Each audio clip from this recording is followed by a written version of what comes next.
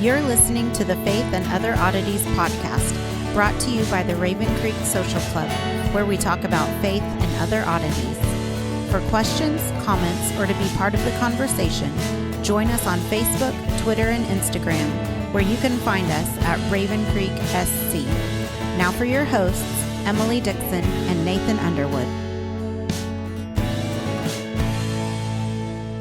Hey everyone, welcome back to Faith and Other Oddities, the show where Emily and I read the Bible, talk about it, discuss it, and see what all we can figure out.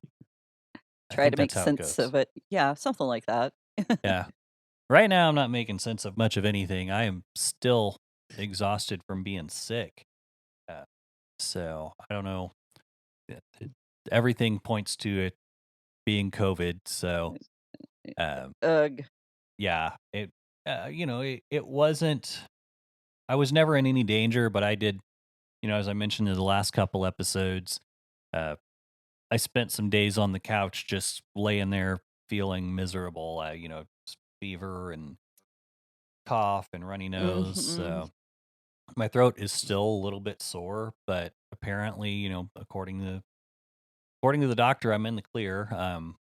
But in the meantime, we did to explain the hole in our recording schedule. That was not due to illness. Me and Mickey, we went to Hawaii with some friends. We had an opportunity to stay. They had an opportunity with a free lodging, so we didn't know how often we didn't know how often we were going to get the opportunity to get free lodging in Hawaii. So we thought we should probably jump on that. And this was after you were past any chance of being contagious. So let's point that out. Yeah, this was after I did not go while I was contagious. We did check with the doctor. They said we were in the clear. So they're like, unless it's one of those fluke things, you should be fine. So I've been around a lot of coworkers. My girls went to your house. No one's got it. So we should be good. And thank you for that, for watching the girls during that. But that's why we had the hole in the schedule. Mickey and I went to Hawaii. It was fantastic. We got to go snorkeling, got to see a sea turtle, got to see lots of little tropical fish, got to eat some tropical fish. Best of both worlds. Which is more important. Yeah, eating. No.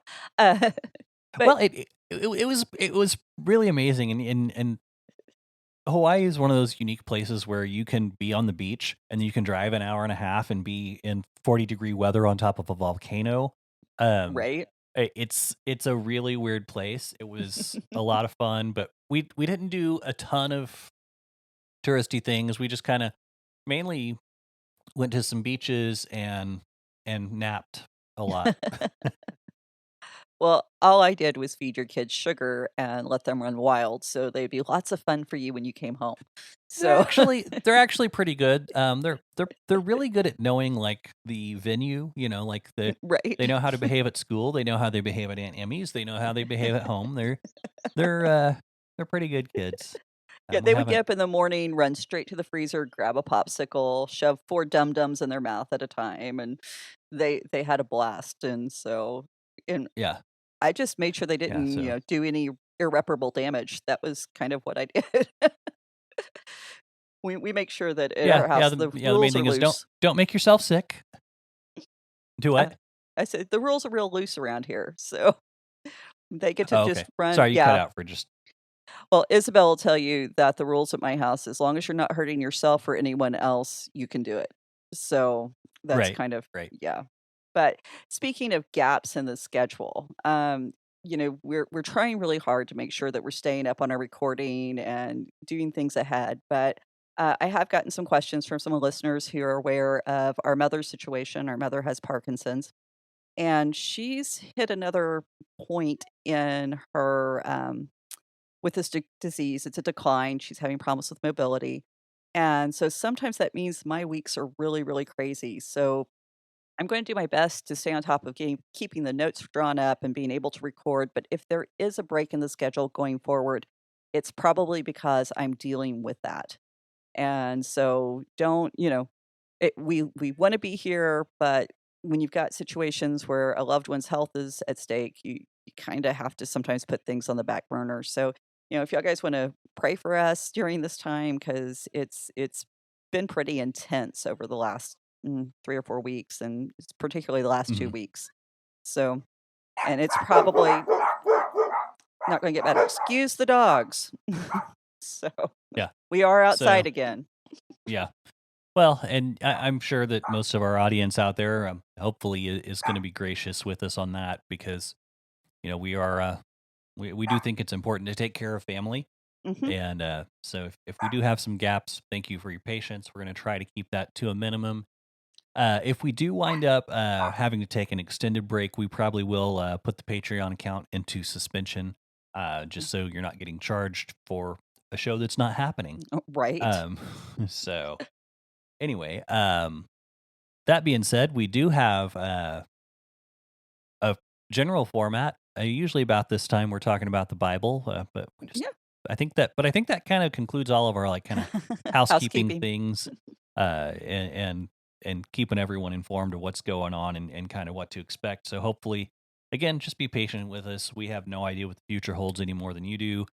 Which we tried to record ahead so that we wouldn't have a gap when I went on vacation, but there were some other personal family things and health issues and things of that nature that like me being sick, we were thought about trying to get 3 episodes in, but I did not have it in me to get a third episode in that weekend before we left. So hopefully everyone can understand that, and we will. I guess we'll get on to the Bible now, huh? Sure, why not? Let's get there. Yeah, so we're still in First Kings. We're in chapter 2. I had to go back and review my notes because it's been a while. And these were David's final words to Solomon, and he is giving Solomon the instructions of what to do as he sets up in the kingdom, what he should do when he takes the throne to ensure that he has a good, successful reign.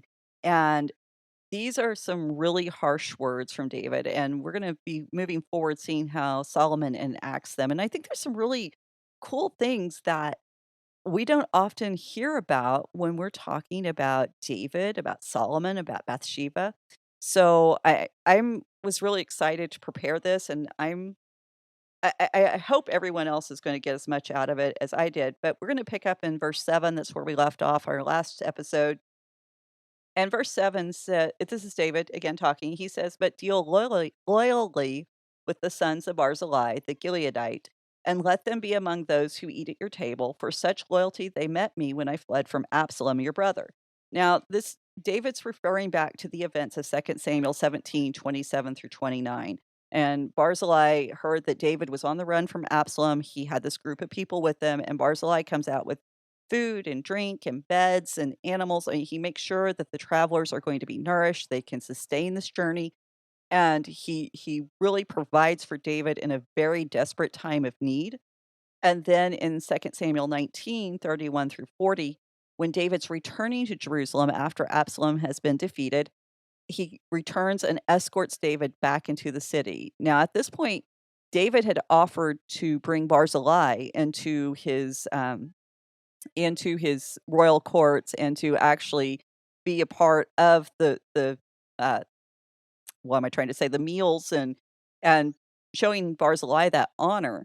But Barzillai said, "Hey, look, I'm an old man. I just want to go home. I want to be buried with my fathers." And basically declines the invitation, but offers to give his son instead.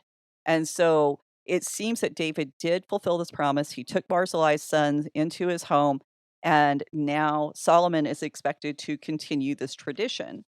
And so, these stories to Solomon, or these instructions to Solomon, are basically, you need to keep your promises of what I have made as king in the past, and you need to do it not just for this one person, but for the family. This needs to be an ongoing thing. And you need to keep the promises not just because I made this covenant with Barzillai's family. You need to keep this covenant because it's advantageous for you as a king. If you remember when we talked about Barzillai in 2 Samuel, we talked about the possibility that he made arms, that he made weapons. And so as a king, one of the things you want to do is you want to make sure that you have the access to the weapons that his family made, but you also want to make sure that those weapons didn't go to an enemy. So it's a very smart thing to maintain this relationship, not just with Barzillai, but also his whole family, who's going to continue in the family trade, presumably, because this is typically what happened. So here's this admonition to Solomon, "Hey, be loyal. Do something positive." And it's kind of sandwiched between these instructions to, take out Joab and Shimei. And so it's not all bad, David's final words. Some of them are kind of positive. But in this moment, in this whole speech, a lot of people tend to focus on the fact that David's like, you've got to do something about Joab and you got to do something about Shimei. So we're going to go on to verse 8, and it says, "And there is also with you Shimei, the son of Gera, the Benjaminite from Bahurim, who cursed me with a grievous curse on the day when I went out to Manhanai. And then he went down to meet me in the Jordan. I swore to him by the Lord, saying, I will not put you to death with the sword." So Shimei first appears very close to when Barzillai first appears. This is 2 Samuel 16:5 through 14. And he came out and he's cursing David and he's symbolically stoning David by flinging stones at the king. And there's supposedly this is for crimes against the house of Saul. He actually said, "Get out, you man of blood, you worthless man," or Belial. Remember, we talked about how that's the word for worthless. Mhm. "The Lord has avenged on you all the blood of the house of Saul, and in Yeah. whose place you have reigned, and the Lord has given the kingdom into the hand of your son Absalom. See, your evil is upon you, for you are a man of blood." So this is what Shimei said to the king. Now, normally the first response if a king hears this is to kill the person saying it. There's Mhm. not going to be a lot of grace in this moment. But David did something very odd. He did not silence him. When Abishai, Joab's brother, said, "Hey, let's take him out. We need to kill him for this affront." Then basically David said, "No, this is God's mercy. God will give me justice. God will take care of this if this is true." Because one of the problems that David was facing is not everyone thought David should be king. They thought that David had actually killed Saul. David had him killed and killed Jonathan and had Ishbosheth killed in order to take the throne, which we know from scripture that's not the case. But you can only imagine how the perceptions were that David would have done this in order to achieve his goal to become king. And so by letting Shimei live, by not silencing him, David actually is presenting this front of, I'm not afraid of these accusations because they're baseless. And so he allows Shimei to live. And when Shimei sees David returning from Jerusalem after Absalom has been defeated, evidently he took that as a sign that his accusations were not true. And he asked David not to remember or take his words to heart. And so David once again reaffirms, his promise not to kill Shimei by the sword, and Shimei pledges his allegiance to David for on behalf of the house of Joseph, and the reason why he uses this, euphemism, it's to convey not just Benjamin, but also Ephraim and Manasseh were included within the house of Joseph, so all of these tribes together made that particular little subset of the nation. And to allow Shimei to return, convey to the rest of the Benjaminites, "Hey, you're still welcome. We still want you to be a part of the kingdom. We're not going to take you out." Because remember, Benjamin's got this really precarious position within the nation, and it still hasn't fully recovered from the time at the end of Judges, where where that particular tribe was almost completely wiped out. So there's a lot of tension between Benjamin and the rest of the nation as far as should they continue to exist, how much protection do they get? And there's this kind of this ambivalence towards the tribe because on one hand they did this terrible thing by condoning and defending the men who raped the concubine of Gibeah, and from the story of the Levite and the concubine. On the other hand, they are our brothers and we can't allow them to perish. And all of this is still at play. This hasn't been that long ago in history. And I think we need to remember that because too often we read these stories as if they're so far removed from each other that they have no impact or bearing, when the truth is they absolutely do impact each other. And we've talked about it before. Judges should be read as part of the First Samuel narrative, that there shouldn't be a break there, that Ruth really kind of distracts us from the fact that these stories from Judges and Samuel do fit together. So, verse 9. Now therefore do not hold him guiltless, still talking about Shimei, for you are a wise man, you will know what you ought to do to him. You shall bring his gray head down down with blood to Sheol. So David's found a loophole. He can't kill Shimei, but Solomon can. And he really can't give like a direct command, hey, you need to take him out because of this. You've got to figure out a way to do it that's not directly connected to those events that I promised to spare him for. And you can kind of hear that you're smart. You can figure this out.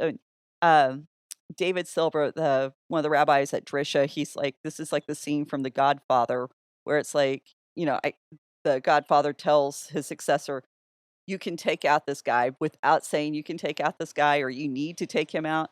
And so there's a little bit of subterfuge going on here. And David setting Solomon up to say, hey, this is what you need to do. You need to get this taken care of. And David evidently had confidence in Solomon's abilities to navigate these kind of murky political waters. And this is even before we have chapter 3, where we just hear all about Solomon's wisdom. His wisdom has not really been established within the narrative yet. And this is the first time we really have this reference that, hey, Solomon is a wise man, and Solomon's wisdom is supposed to be used for, good politics. And that's exactly what's happening here. So, figure out where I am in my notes. It's been a long, a long day already.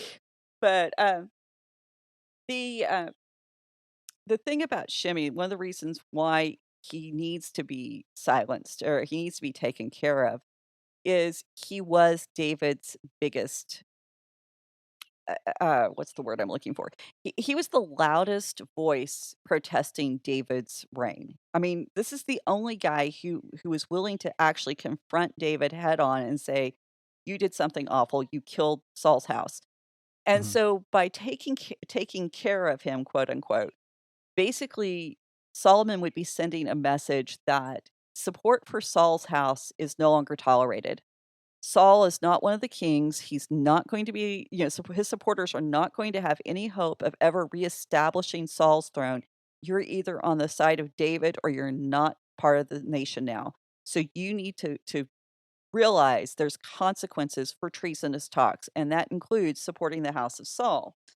And I think that, we think, well, this is David's son. David's been on the throne. Surely David has solidified the nation and everything's going to be great. If we think that way, we're letting our own bias influence how we're reading the story, because we have seen so much evidence. Absalom was able to displace David from Jerusalem. Sheba had a revolt. This is He does not have a secure hold on the nation yet. And so Solomon is really going to have to solidify his hold, because not only does he have this mark against him because he's David's son and not from the house of Saul, he also has this brother who tried to displace him. So Mhm. Solomon has a number of issues that he's going to have to face in order to make sure that people understand he is the rightful heir. So, and this is what David's trying to prepare Solomon for. He's trying to make sure Solomon knows how to take the reins and how to be a good leader. And so, verse 10, David slept with his fathers and was buried in the city of David. Now, notice the contrast. When David was talking about Joab and Shimei and their deaths, he's talking about them going down to Sheol. David's talking about sleeping with, David is described as going to be with his fathers, sleeping with his fathers. That's the difference that we talked about a few weeks ago, about how the righteous, when they die, that it's this idea of being reunited with their loved ones and family, whereas those who were not righteous were just sent to Sheol. And so this contrast is made very vividly here. It's a great example of how that works. So you can go back and review that episode. I won't go any deeper into that. And this is really heightened even further when we get to talking about Joab's actual death because he's buried in the wilderness. He's not buried with his fathers, where David is buried in the city of David. And we don't know at this point if the city of David is Bethlehem. I mean, that's how we tend to think of it. Or in this instance, if they're talking about a special section of Jerusalem, there's some debate there. I don't think it really matters. I think the point is David is being buried in a place of honor, not some, random place out in the wilderness. So, verse 11. And the time David reigned over Israel was 40 years. He reigned 7 years in Hebron and 30 years in Jerusalem. Now, 2 Samuel 5:4 actually said that David reigned in Hebron for 7.5 years. So we have a little discrepancy with the numbers. But I think this is a good time to remember that biblical numbers, they are symbolic. So they give you an idea, they give you kind of an estimate of either the amount of time or the number of people, but they aren't supposed to be read literally. And the writers will often take a number and round it up or down to the closest number that gives you some real impact. Hmm. So in 40, I mean that number is loaded. Anyone who knows the least bit about their Bible, they know 40 is a loaded number. I mean, we've got 40 years in the wilderness. We have Jesus fasting for 40 days. It rained for 40 days a night with the ark. And so often this number is connected to trials and tribulation. But if you push it further, it's not just trials and tribulation. It really is about transition. It's about leadership. It's a change in leadership. Because if you think about it, the um, the ark, this is when God reestablishes or reaffirms that He's the one who reigns over the earth, not these sons of God who had been running wild and doing horrible things at this point in time. When we're talking about Sinai, we're talking about taking this group of slaves who just came out of Egypt and didn't have any other leader except for Pharaoh and becoming the nation of God. Hmm. And so God becomes their leader. Jesus comes to establish his kingdom on this earth. And so David's time as king really was a time of transformation. It was a continuation of this process that began back in Genesis, and particularly in Exodus, where we do have those group of slaves who they are transformed from slaves into tribes and into a nation. And then Saul, who takes this kind of confederacy of tribes and really brings them into a united forefront of a s- a defined nation, if you will, where David takes it one step further and takes it to a dynastic kingdom with the placing Solomon, his son, on the throne. So there is this idea of transition, transformation, and the progression that comes out of these 40-day, 40-year periods throughout the Bible. It's not just this one place. So by placing the emphasis on the number 40, the writer really is trying to connect you back to these previous events. And then later, the New Testament writers will actually be using this number with Jesus to point you back to David. And so I think we need to remember that what we find from the number 40 is not gloom and doom, like I've often heard it taught, but actually hope, because now God's chosen leaders are taking command. And it's not the leaders who would try to usurp authority before this. Hmm. So, verse 12. So Solomon sat on the throne of David and his father, and his kingdom was firmly established. His kingdom in this verse is ambiguous. It can refer to David's kingdom or Solomon's kingdom. I mean, whose kingdom is being firmly established? Um, I think both is the right answer because David doesn't truly become king until the son takes the throne. Before that, he's just another judge or warlord. He's not really a king until he has a son to pass the kingdom on to. And Solomon, of course, he doesn't become king until he takes the throne and establishes his own reign. So this is actually really useful for Christian theology because it's not a son over and against the father taking the position of power. It's a son receiving a position of power from the father. And so this puts a great contrast between Solomon and Absalom and Solomon and Adoniah. So you have this beautiful imagery of the two of them having to succeed together in order to establish the kingdom. And of course, we see that played out with the Father and Son of God. So it's not something that is a foreign concept when we get to the New Testament. This is actually part of the tradition and the history of Israel, giving these little glimmers that point us to how reality should play out.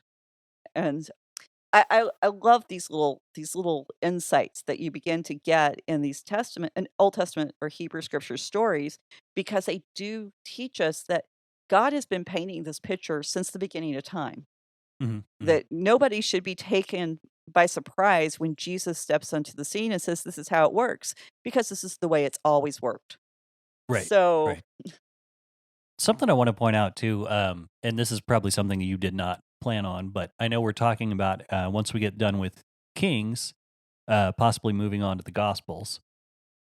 And, one of the things that, we start at the Gospels and we go in the order they are in the Bible. We're gonna start with Matthew, which starts with a long genealogy. And one of the things that, as you were going through the list of people that David was talking about, you went back and you talked about the things they did. Mhm, And so, a lot of people say, "Oh, I hate reading Matthew because it's just a long list of names." Well, one of the easiest ways to fix that is whenever you get to a name, don't just read through the list of names. So when you get to a right. name, go back and do a study on that person Mhm, and then mhm. break it up that way and kind of consider that, you're working your way through. But whenever you look at what those stories are and why it's important that they're included in the gospel Mhm. message, I mean, it really changes the way you look at things. Well, and that's where the writer of Matthew, when he chose those specific people, because it's not a comprehensive genealogy, he sifted out the best stories Hmm. and put those in, and he put those names in so that the people would remember the stories. And as a good observant Jewish reader would, excuse me, when they heard those names, they remembered that person's story. So he didn't have to give us the history because he presumed that if you were reading Matthew, you probably already knew your Hebrew scriptures. Hmm. And so, unfortunately, what's happened today is we, as modern Christians, we don't know our stories. We know pieces of stories. We know bits of stories that fit a systemized theology. We don't have the full context. And unfortunately, whenever you just rely on systematic theologies, what you get are just the verses that support that person's theology. It's not the whole story. And so this is the reason why it's so important that we actually read the entire story to see, does the verse that that person pulled out to support their systematic, is it really supporting their systematic, or does it just sound good? Right, Because right. sometimes when you put it in context, it blows their ideas and their arguments completely out of the water. And so I always advocate, know your Bible before you start jumping into systematics. Hmm. I'm not knocking systematics as far as being useless. I don't think they're as useful as the narratives, but there is a place for them. So Certain ones. certain ones, right? Sometimes that place is a round file, but, Yes, got a yeah. couple of those. Yeah, well, that's the reason why I still have to get that stamp that says heresy for research purposes only for some of the Yeah, books in my for some of the library. books, yeah. So, Yeah, there's a couple books that I have around that that I read, I'm like, "Oh, that was terrible." The worst part is a couple of those I bought new. But right? yeah, and you expect them to be good because they're by these people who are highly lauded, and then you It's like, read what through did I them. just read? Yeah, it's like, why did I spend money on that? More importantly, why did the publisher spend money putting that together? Um, the Exactly.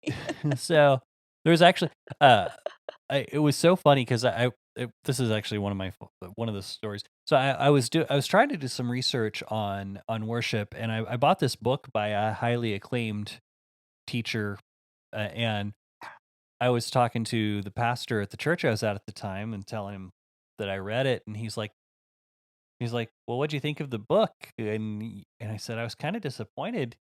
And he goes, "Really?" He goes, what was disappointing?" I said, "Well, the author's imagination was limited and his vocabulary was juvenile." And he looked shocked that I would say this about the person, but I was just like, there was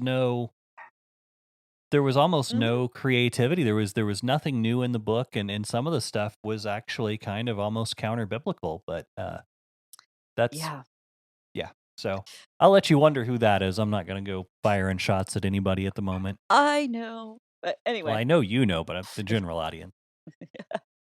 well, I had the same experience with another one of his books. So anyway, verse Fair 13. enough. Then Adoniah, the son of Haggith, came to Bathsheba, the mother of Solomon, and she said, "Do you come peacefully?" He said, "Peacefully." So Adoniah had been sent away. That happened back in First Kings 153. Uh, he doesn't approach Solomon directly, which is probably wise when the king sends you out of his court. And what's interesting is that the way people have tried to explain this has been crazy. Some of the stuff I have read is just wild because people don't know what to think about the fact that this guy has gone to Bathsheba. Because on I, one kn- hand, I okay. I may be jumping the gun. Does this go kind ahead. of remind you of James and John's mother? Like kind of a. Is there I anything like hadn't put that in the together, but backwards, uh, you know, thing I going on here? But I hadn't I don't. put that one together, but I see where you get that. But And I'm asking the question. I have done zero research on right, this, so no.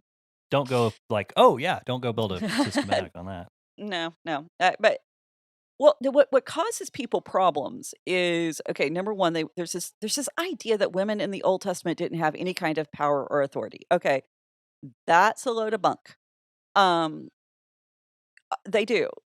So when people start with that presumption, they're like, "Well, why would he go to Bathsheba? Why would she have any say?" And so they want to water it down, and they say, "Oh, well, it's because she's Solomon's mom, and since she's mom, he'll listen to her." Which I mean, that has a certain amount of validity. I do believe that moms do have an influence on their children, particularly their sons. But it's at the same time, whenever you want to deny that women have any influence or authority over men, that's kind of a hard thing to kind of shoehorn in there with everything else. So, another solution that's offered is that Bathsheba is head over the harem, and that all matters pertaining to the women and the royal courts with the women would have to go through her. Well, right there, you've just given her a lot of authority. But this is Solomon's harem, not David's harem. So that's kind of it's kind of a solution.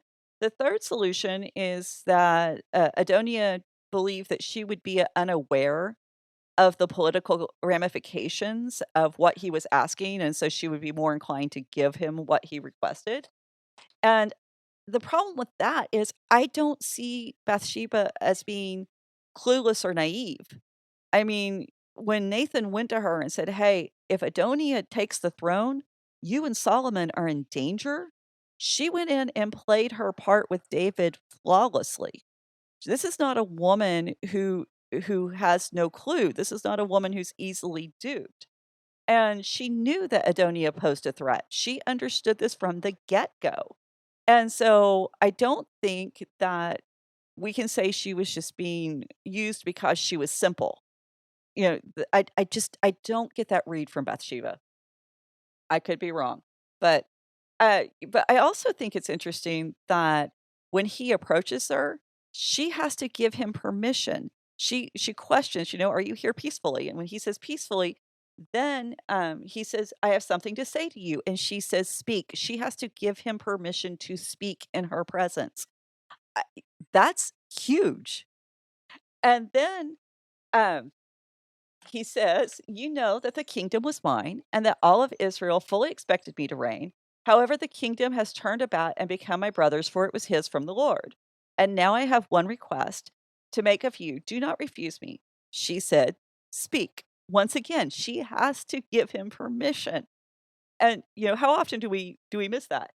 So, he sets it up. Here, I'm the poor victim. Everything was taken from me. I just need a little consolation prize. And, if life was fair, then the kingdom would be mine. But I'm not complaining. I just want a little something to kind of ease the bitterness of the situation.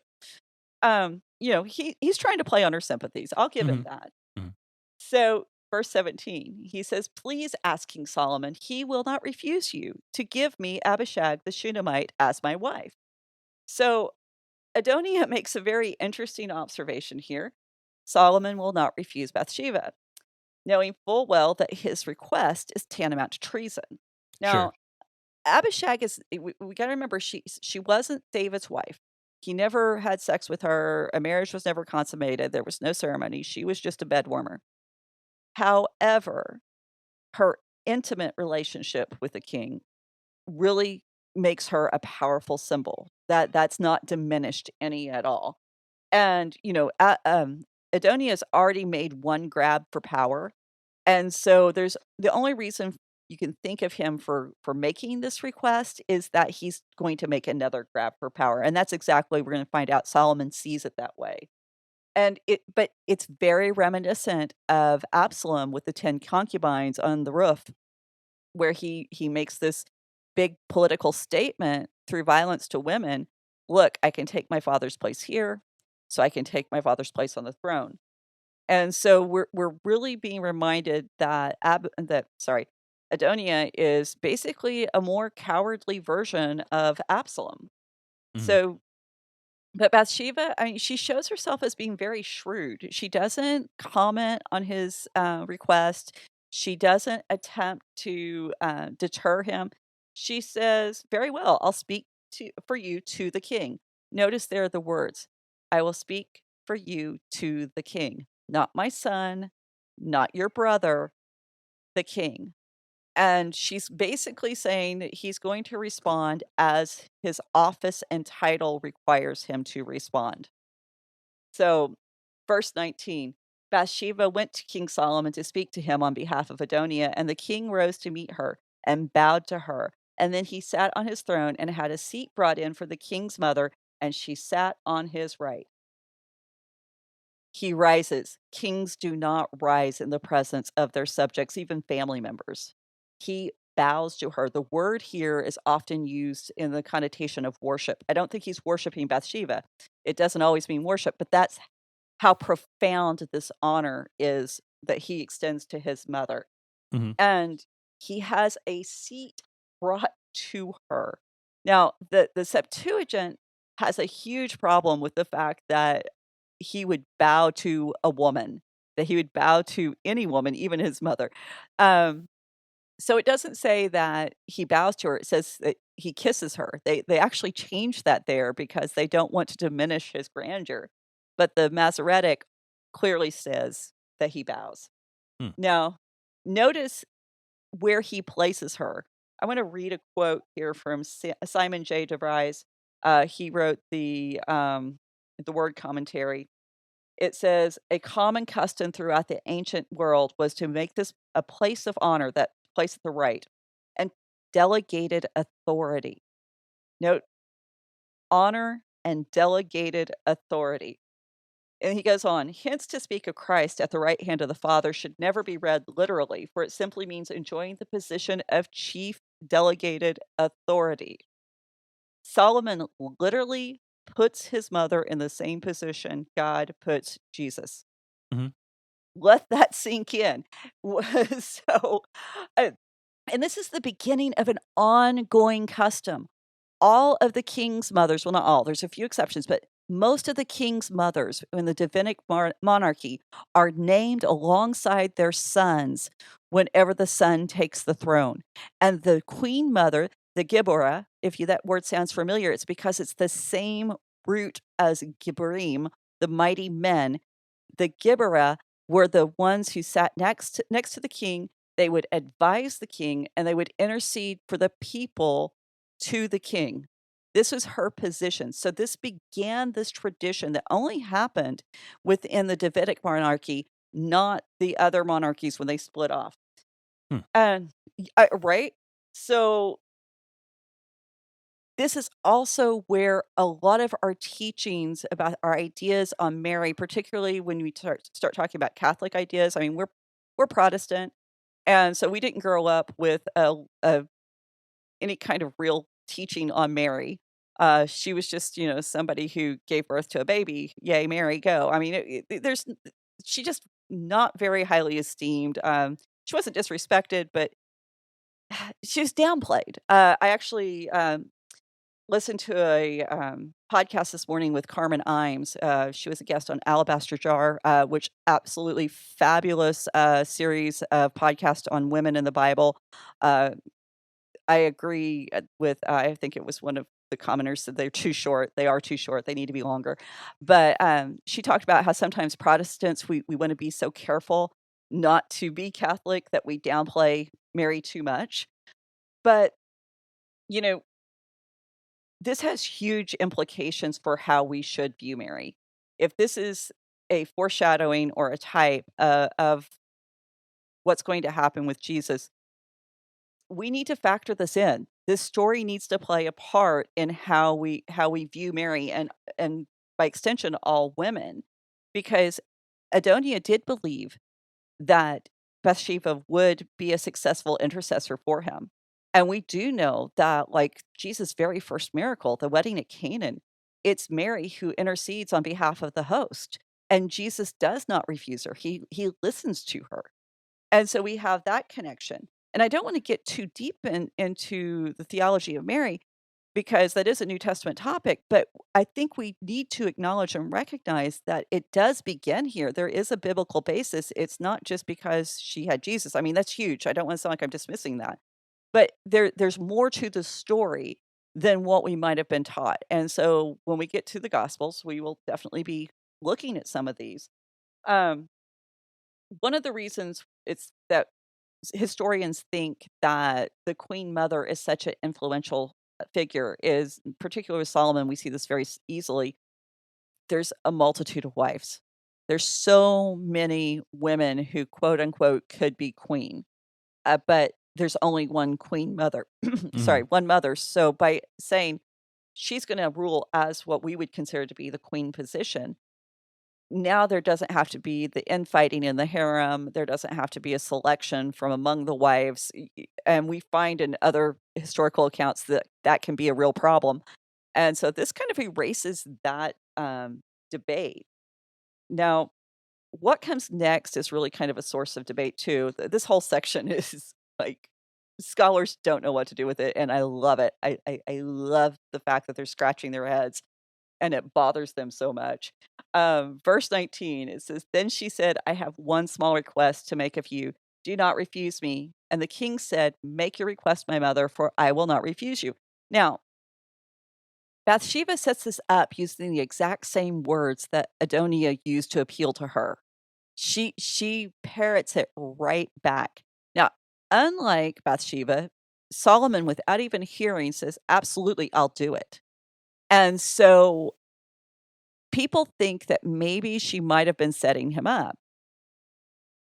Possibly. I mean, if you just kinda go with what's on the page and you don't take into account any of the personality traits we've seen before, I should say flaws, but the traits we've seen before, the attitudes, the wisdom that we've seen in Bathsheba herself in navigating these very, tricky and life-threatening, events within the king's courts, yeah, maybe you could get there, but I think that she's just being very, very shrewd because the reason people wanna say that she's setting him up, I don't like, okay? I'm just gonna be honest about that. I don't like them.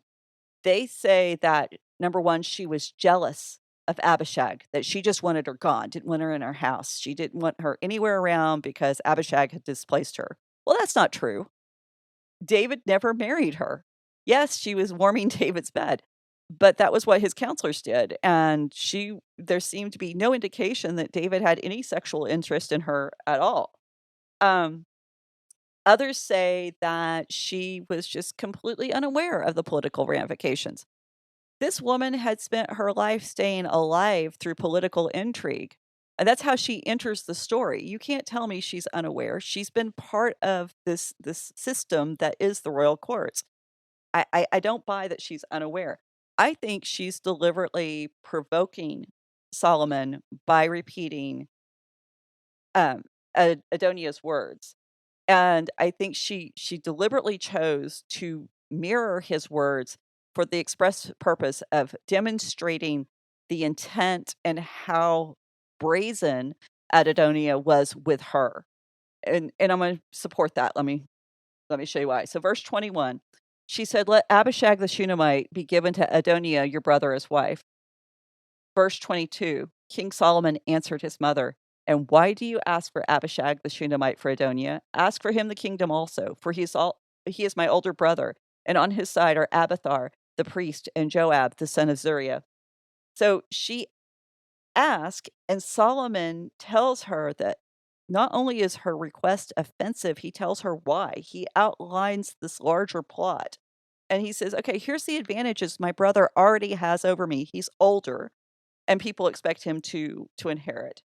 Abathar the priest, who is the head of the religious center, is with him. Joab, who was David's hero and general for so many years, is already supporting him. So Abishag, it would just be one more piece of window dressing that would add validity to Adonia's claim to the throne. And he seems to be going off at Bathsheba here.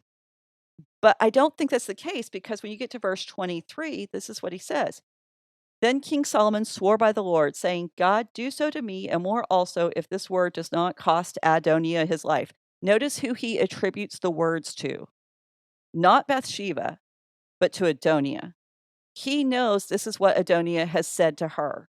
Mhm. And so he doesn't get onto her for repeating the message. He gets mad that Adonia was brazen enough to actually make the request. And so verse 24, "Now therefore, as the Lord lives, who has established me and placed me on the throne of David my father, who has made me a house, and as he promised, Adonia shall be put to death this day." And so, you know, I think we need to remember that everything that says, "That's Dumplin', isn't he cute?" Everything that says that Bathsheba is unaware, that she's some poor little simpleton who's getting played, relies on the idea that Solomon would be offended by the fact she said this, but he's not offended with her. And so we've got to remember her history. And I think that this was just a brilliant setup on her part. And the other thing, too, Solomon put her in a place where she was supposed to counsel and advise him. Mhm. A wise man would not put some simple-minded, airheaded woman in that position. That's not what wise people do.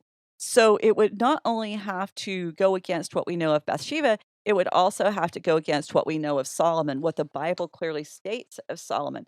And I know I'm kind of harping on this, but I want you to, these are some quotes that Dr. House, who wrote the the, one of the commentaries that we're using, I'll remember the name later.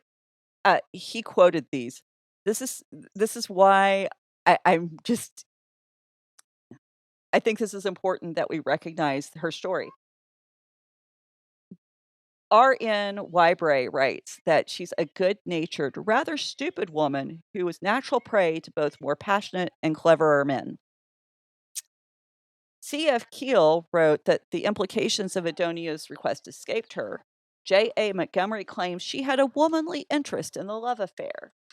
And of course, we've talked in the past how in the previous events with David and Uriah, she's presented as a seductress. And so when I harp on this, stop and ask yourself some questions about the story. When you're taught about Bathsheba, what are you told? Did you know that Solomon seated her in a place of honor and delegated authority? He gave her a position of authority in his own kingdom. That's crazy. I wasn't taught that in Sunday school. I've never heard that from a pulpit. Um, were we taught that this standard of honor and respect that Solomon showed his mother became the pattern for the Davidic monarchy. Do we know that it would become commonplace for for the women who gave birth to these kings to also be honored alongside the kings? Never heard that from a pulpit. It's the only thing we know about Bathsheba is that she was bathing on a roof. I think for most of it, that's pretty much it. Hmm. And the thing is, she was not bathing on a roof, and the Bible says that she's a Torah observant woman, that she was, cleaning up from her ritual impurity.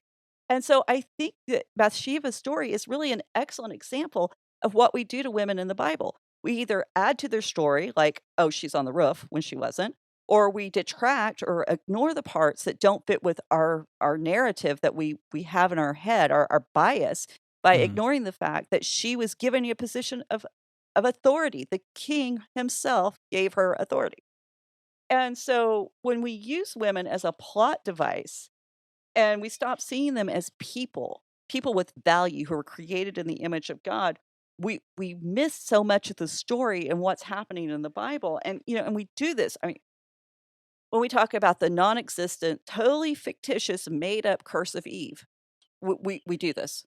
Hmm. Especially when we forget to celebrate the fact that she is the maternal ancestor of the Messiah. Come on, guys. That's just as much a part, if not more, of her story than the fall. And yet we don't do it. When we act like Deborah is just an indictment against cowardly men. Well, no, she was a celebrated judge and priestess. Why do we do this to her? When we don't credit Hannah as being a prophetess, the first one to say the Messiah is coming, and we just make her into a barren woman who wants a kid to justify her existence. That's wrong. That's a Hmm. disservice. And or yeah, I Yeah. can go on. Yeah. I tell you, a really fast way to get blocked on Twitter um, is to ask someone to show you, if they start getting in on this, curse of Eve, or, or Deborah was in there because there weren't any men who could do the job. Um, a fast way to get blocked is to ask, can you show me the verse where the Bible says that? Mhm, Show me the verse where it says that Eve was cursed. Show me the verse that says that Deborah was only filling in for, lack of competent men. And mhm. which is funny to me because the Bible is basically full of stories of God using incompetent men Right, to get a job done. So why should that make any difference? I mean, everyone has their flaws, and that's part of the point of the story is that we're not the hero. right. And so yeah, it's just really funny to me how quickly people just get completely bent. It's like, no, just read what the Bible says. Don't follow your tradition. I mean, Mhm, I know I was mhm, an adult before I realized the that Solomon set up a throne, basically set up a throne for her as alongside mhm. his own. Yeah. And people miss this because it's ignored by so many people in authority. And, and when I was reading through this and I was just thinking of this list of women whose stories have been, you know, just edited and censored when it comes to the positive things about them. And I was thinking also about the compassion we show. I mean, how many times are we told the story of Daniel in the lion's den and all the things that Daniel went through in this royal court in a foreign land serving under a king who did not serve God? And we Mhm. will set him up as a symbol of bravery. We will set him up as someone who withstood incredible odds to defend his faith. And then we act like Esther was just participating in a beauty pageant. Right. And okay, people need to realize, no, she actually had to go to bed with the king. This guy who wanted to kill her and her family, she was sleeping with the enemy, literally. And yet we will elevate Daniel over Esther every time. Why? And I'm not discounting what Daniel did. I think we need to be in awe of what he did. And I think we need to be inspired by what he did. But we need to stop downplaying what the women endured. And so, we need to be celebrating in equal measure. So, anyway, if that's probably enough on that, because I I I often tell myself I don't wanna just be harping on women in the Bible and trying to present kind of quote unquote a feminist ideology. I hate that term. But at the same time, when I read through the Bible and I actually study the passages about women, I'm finding how much was kept kind of hidden in the shadows, or just Mhm. kind of, it may have been read, but it was brushed past so quickly, and that we don't pull out, all the significance of it. And so, I kind of feel like when I'm talking about this, I'm talking about, centuries of just neglect and bad teaching. So anyway, verse 25, so King Solomon sent Benaniah, the son of Yehudiah, and he struck him down and died. So we got 2 down on Solomon's hit list. And, this is the last time we hear from Bathsheba in Samuel, or in Kings, Samuel, Kings, 1 book. Anyway, and so there I think it's appropriate that we do take time, and then we've got this, to look at her and to spend some time thinking about her, because we aren't gonna get a chance to do it again, within the text. But this is the first person that Solomon has to deal with. He has to deal with his brother, and he has to deal with him because he has shown himself to be unworthy. If you remember back in the first chapter, when Solomon and Adoniah had their first little conversation, and Adoniah was wondering whether or not he was going to die, Solomon says, "If you show yourself to be worthy, you will live." Mhm. But it's in this act where Solomon sees through what Adoniah is doing, and he sees what Adoniah is going to try to set, he's trying to set the pieces in play for another power grab, that he proves himself to be unworthy. So now he has to be taken out. And he has to be taken out not because it's some kind of horrible vengeance, but because this is the way you solidify your hold on the throne, particularly when someone's already actively tried to take it from you. You cannot allow treason, especially for a new king, to exist within your courts, within your family, because what's going to happen is you're going to have another situation just like Absalom. And that's where this was building to. Mhm. And I don't think you have to be an overly bright or intelligent reader to see this is what Adoniah was working his nerve up to become. Absalom was just his role model, and so he was a precursor of what was getting ready to happen. So I think probably a good place to stop right there, because now we're gonna get next section is gonna be on Abathar, and, there's a lot of stuff with Abathar, because we're gonna have to go back to 1st and 2nd Samuel and look at who Abathar was and Mhm. why is he important, and how Solomon, dealing with Abathar, actually proves himself to be the rightful worthy king who exceeds Saul and actually exceeds David. So, it's an interesting story, and, Okay.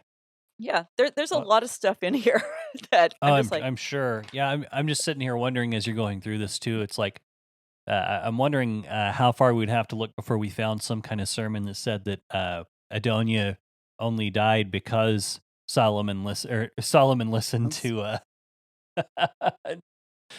I to guarantee you it's out Bathsheba. there. I, Yeah. it's just I keep hearing all these things, and I was listening to there's a podcast called, I think it's called the Genesis podcast. I think that's all Mhm, it's called, and it's only about 20 minutes per episode. Um, they really chop it up into some small digestible bits, but they really like dive into mhm, Genesis. They call it the True 316 project. okay, Is and Yeah, talking about actually looking at what what's applied there.